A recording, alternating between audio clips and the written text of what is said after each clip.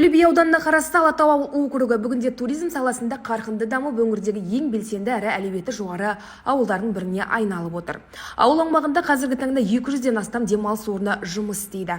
Ежелден тұрғындардың негізгі күнкөріс көзі мал шаруашылығы мен егіншілік болса, бүгінде туризм ауыл экономикасының маңызды әрі табысты саласына айналған. Еңбекқор ауыл халқының арқасында Алатау округі қысты-жазы демалушылар үзілмейтін, сұранысы жоғары туристік аймаққа айналып отыр. Ірі кәсіпкерлерге тиесілі жекеменшік демалыс орындарының Төле би ауданында тіркелуінің нәтижесінде Алатау округінің бюджетіне түсетін салық көлемі де жыл сайын артып келеді. Бұл туралы Алатау ауыл округінің жас әрі іскер әкімі Айсұлтан Ділдәбеков мәлімдеді. 200-ге жуық демалыс орындарымыз бар. Сол жерде ауылдың тұрғындары қызмет атқарады. Одан бөлек мынау Алатау ауылдық орталығында бір заводымыз бар, су шығаратын геоминерал дейтін. Жалпы тұрғындар сол жерде жұмыс істейді.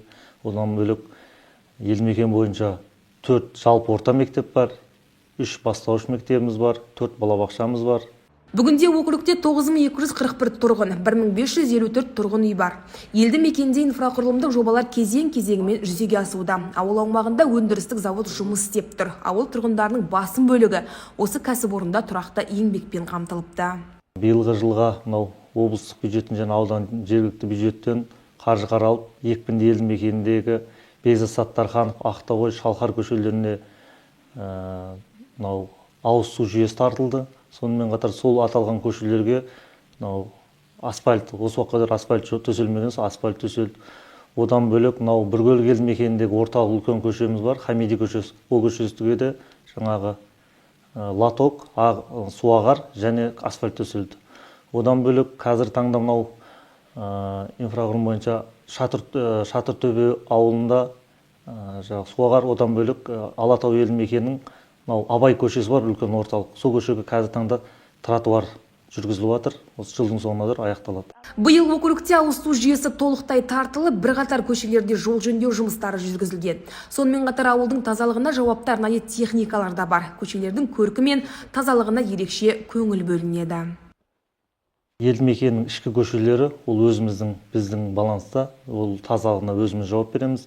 Биыл аудан әкімінің бізге берген осы жаңадан трактор алғанбыз, МТЗ-80, жаңағы артындағы тіркемесімен қазір таңда көшелердің тазалығына, қардан күреуіне осы трактормен жұмыс жасап жатырық.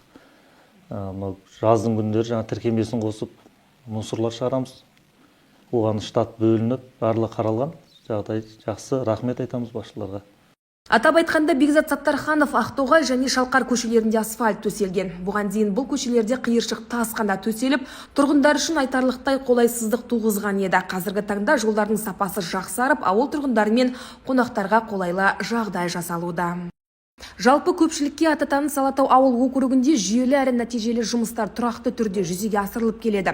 Жуырда президенттің ауыл әкімдерімен өткен кездесуіне қатысып, тәжірибе алмасып қайтқан Ділдәбеков Айсұлтан Нұрмаханұлы алдағы уақытта да ауқымды жобаларды іске асырып, инвестиция мен салық түсімін арттыруды көздеп отырғандығын жеткізді.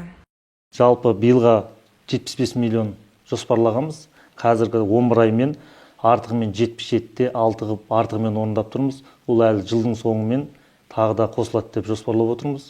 Салық түсімі енді келесі жылға да ол таудағы үлкен демалыс орындардың біразы басқа аудандарда тіркелген. Қазір таңда соларды өзімізге тіркеу бойынша жұмыстар жүргізіп жатырық. Алдағы уақытта кешегі президентпен кездесу барысында жаңағы жергілікті жерге бюджет төлесін деді ғой. Сол бойынша енді елбасымыздың тапсырмасын қолға алып, соларды өзіміздің осы округке салық төлейтіндей қылып жұмыс жасаймыз. Сонымен қатар алдағы уақытта да дәл осы Алатау ауыл округінде Түркістан облысына кеңінен танымал Береке корпорациясы тәтті су өндіретін завод ашуды жоспарлап отыр. Жоба толық қолдау тапқан жағдайда ауыл тұрғындарының басым бөлігі тұрақты жұмыспен қамтылып, округтың әлеуметтік экономикалық әлеуеті одан әрі нығая түспек. Ұлдархан Уәлиханқызы, Асыл Мағжан, Сақ ақпараты.